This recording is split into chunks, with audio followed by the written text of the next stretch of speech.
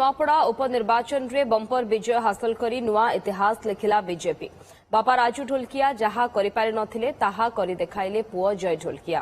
नुआपड़ा राजनीति मैदान रे जो दल दिने तृतीय स्थान रे थिला सेही दल आज 1 लाख अधिक भोट सह अविश्वसनीय विजय हासिल करी शीर्षक उठिछि।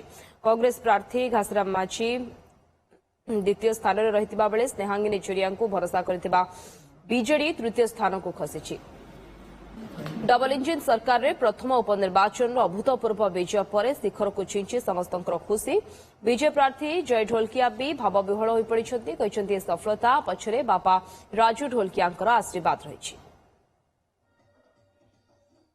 जे जीत मु आज पाइछि से मोर जीत नुहे, नुआपड़ा बासिंग को जीत अच्छे, भारतीय जनता पार्टी रो जीत अच्छे एवं मोर बापा स्वर्गत राजू भाई ढोलकिया जीत अच्छे।